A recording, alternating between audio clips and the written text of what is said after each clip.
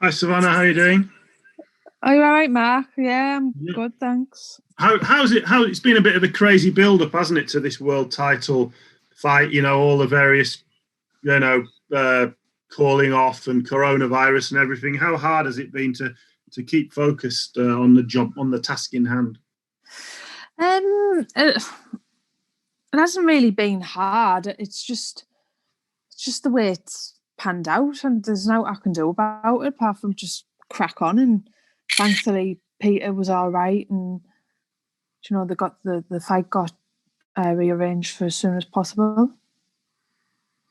How much, how much are you in I bet you've never done an interview without being asked about Claressa. How much is that a positive thing, or are you kind of sick of that name now? How much does she kind of, the prospect of one day fighting her in this sort of all or nothing fight, how much does that spur you on a sort of daily basis? Doesn't spur me on. That's what you're asking. A box just because I want a box. Just that you've got this big lucrative fight out there, and this fight that she wants to avenge, and everything. Mm-hmm. It is what it is. It's a business. Don't really know what to say about that. I couldn't really care less about Chris, to be fair. I just wanted to ask you, what do you make of your opponent going into this fight of the weekend? You're Scottish. Yes, I certainly am. Rankin. No, Hannah is. I'm expecting the best Hannah Rankin there is. I've trained for the best Hannah Rankin, and I'm expecting a tough fight. And the other thing I wanted to ask you about, there is an all-female boxing event with all-female officials happening in Aberdeen next month. Just in general, how do you think the world of boxing amongst females is shaping up at this time? I think lockdown's been brilliant for females. I think having the likes of Tasha Jonas, Terry Harper, Katie, Shannon Courtney, Rachel Ball, all during fight camp is really it's really pushed female boxing. And lastly, from me, what is your general impression of fighting in a closed door environment and supporters unfortunately not being allowed to attend? I feel more sorry for the likes of the fans and also people who are close to me, like even my mum and dad, especially my dad. My dad's been all over the world to watch me fight, and he can't come to watch his daughter have a professional world title. So it's fighting in front of fans without fans doesn't really bother me, but it's more for, like I said, my family and friends who I know that support me and would have loved to have come, that I feel bad for. Okay, thank you. Thank you very much. Ron Lewis from Boxing Scene next, please.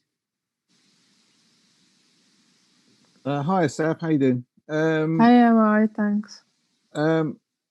Do you see this? I mean, do you look at Hannah, and obviously she's come up a very different way from you. I mean, do you think that gives you a big advantage, or do your amateur days that grounding seem a long time ago now? No, not really. I think that it's kind of a solid foundation, isn't it? For anyone. And I do think there's a big difference between amateur and pro, but like I said, I just think that it gives you more of a solid foundation. Taking nothing away from Hannah. Hannah's done what she had to do, and she's got where she needed to be without that amateur experience. So, do you need it? Obviously not, because she's a former world champion. With obviously when you turned pro, you first went out to Vegas, and then you came back, and I suppose training with Peter, some of the places you go up in the Lake District, and that couldn't probably be further from your life as sort of what you went to in Vegas. This seems to suit you a lot better. Is that fair? And would you ever consider going back out to America and that sort of thing to train there regularly? I'd love to go back out to America. That is one thing I really love. I was training with a guy called Fareed Samad, who was actually Danny Jacobs' coach. So yeah, I'd love to go back out there and train out there. But what was it that you get out of Peter? I mean, why have you two been such a good fit together? Peter was the first person involved in professional boxing that I come across, and I think just the trust, and then obviously you develop a friendship. But I just like how Peter coaches, his coaching style. And like I said, I really trust Peter. I feel like Peter's got me back 110%. And I think that's something that you need in the professional game. Excellent. Thanks, Seb. Speak soon. Thanks, Ron. Next up, if we pass over to James Lupton. James, do you want to jump in? Okay, thanks, mate. Hi, Savannah. How you doing? Hi, are you all right? Yeah, good, thanks. Briefly mentioned earlier about the obviously postponements and the cancelled fights, things like that. Has it given you added motivation? No, it's been rearranged. Well, there's only really been a week. It was only really, obviously, I had the week when a week of the fight that got cancelled, and then I've had a week extra. So it was just kind of ticking over, to be fair. There hasn't really been time to think. I didn't even have time to take my braids out and I had to put them back in. Was it a good thing for yourself that it's obviously only just short, so you only had to tick over for that extra week? Yeah, 100%. I remember coming back from, obviously, after the fight got cancelled, and I remember thinking, because there was talks of getting it on November the 19th or 14th, the Katie Taylor bill, and I remember thinking, I could another 4 weeks of sparring. That was just going through my mind, but thankfully it got put on the next show possible. And then just going back to something I was mentioned earlier, obviously with Hannah Rankin, not a massive amateur pedigree, unlike yourself. Obviously, there's a lot of pro footage that you can watch of her. What does she bring to the table for yourself? And is it fair to say she's potentially your toughest professional opponent so far? On paper, who she's been in with, probably, yeah. Hannah brings a lot to the table. Like I said, I'm expecting a tough fight from Hannah. She's no mug. She's not going to stand there with her hands down and let me hit her, is she? So, yeah, like I said, I'm expecting a tough fight from Hannah. How much experience will she gain from being in with these guys like, Clarissa Shields, etc.? How much will she take from those fights going into this one? I'm not too sure. You'll have to ask her that question. I don't know what she's took from them losses. Perfect. Cheers, Ev. Thank you. Thanks, James. Steve from Boxing UK, do you want to jump in? Hi, Savannah, you all right? Hi, you all right, Steve? Yeah, you? Yeah, I'm good, thanks. You've had the Scottish one, so we'll get the North East one on now, eh? Yeah. Yeah. Everybody talks about the last cancellation being right on fight week, but that wasn't the first cancellation this year. Just how frustrating has this year been for you? Well, when I got that cancellation, it was just the point. I just thought, well, look, it's just typical me. I wasn't even shocked. I remember at the time I was in the hotel room texting Joe Laws, and it got to 9 o'clock and he'd had his results back, and me and Peter still hadn't had ours, and straight away I knew straight away. So, like I said, I'm just thankful that I was lucky enough to get on the next show possible, because you had the likes of, I know, Jazza Dickens and Derry Matthews. I mean, they were the day before, weren't they? The day before they'd even been weighed in. I think he had, maybe, I'm not sure. But like theirs has been pushed right back to December. So I am really grateful, and I don't know how lucky I am. Was it ever offered that you would take the fight without Peter in your corner, or is that just an absolute no-go? That was mentioned. That has been mentioned, but I think for a world title fight, I mean, I want Peter there. Do you know what I mean? We've trained week in, week out for up to nearly 10 weeks. So, like I said, it's a world title fight, so you don't want nothing left to chance. Wasn't the best weekend for North East boxing last weekend, Savannah? No, it wasn't.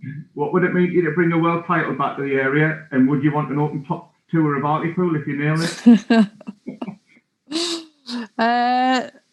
No, I don't think I'd like an open top bus. It's not really my thing. But yeah, it'd mean the world. Like I said, from that fight getting postponed in April, and then what happened last week, just feels like this has been the longest training camp ever for a world title fight.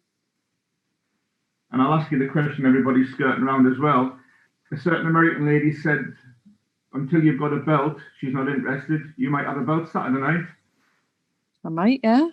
Would you have a I will, sorry, yeah. Oh, God. Yeah, I will. Yeah. Would you have a message for her then? Oh, what would I say to that? I don't know. Me bother. Savannah, good luck, matey. Yeah, thank you very much. All right, take care. Thanks, Bye. Steve. Next up, Ryan from Boxing Social. Hi, Savannah. How are you doing? Hi, Ryan. Yeah, I'm not bad. I won't keep you too long. Thanks for joining me. Just a couple of quick questions from me. It must have been strange having the fight pulled so close. Obviously, the second cancellation you've had this year. How did you manage that time in the interim? You're obviously creeping towards weight, and then just having that slight delay. How have you managed your time? Basically, so I had that week was fight week, so I basically had that week winding down, and then me and Peter both get tested on the Monday, and we both come back negative. So then it was like, right, well, you basically got another week, so let's just carry on doing what we were doing and focus on what we were focusing on. So it's just giving us an extra week, really. I've been close to my weight for weeks, so the weight thing wasn't an issue. And like I said, if anything, it's just give us that extra week to carry on working on the things we were working on. Savannah, you were originally scheduled this year to fight for a light heavyweight title. You've always fought just sort of under super middleweight throughout your career. How do you feel at middleweight? Do you think we'll see the best of you down at this weight? I feel better. I feel a lot better. That light heavy, like I said, it was more, a lot of timber on the legs and ass. But no, I do feel a lot better. I feel a lot faster and lighter. So, and like I said, that I'm close. I've been close to the weight for weeks, so it's not like I've killed to get down or anything like that. You said just before there that this will be your night, Saturday night. We will see you crowned world champion. I just want to know, Savannah, what would mean more to you going forward? What would be more important for your future, being a unified world champion or a multi-weight world champion? Oh, of course, it's when you turn pro. It's what dreams are made of, isn't it? It's what everyone strides towards, becoming a world champion. And Peter's always said, once you become a world champion, your life will change. So I'm looking forward to that one.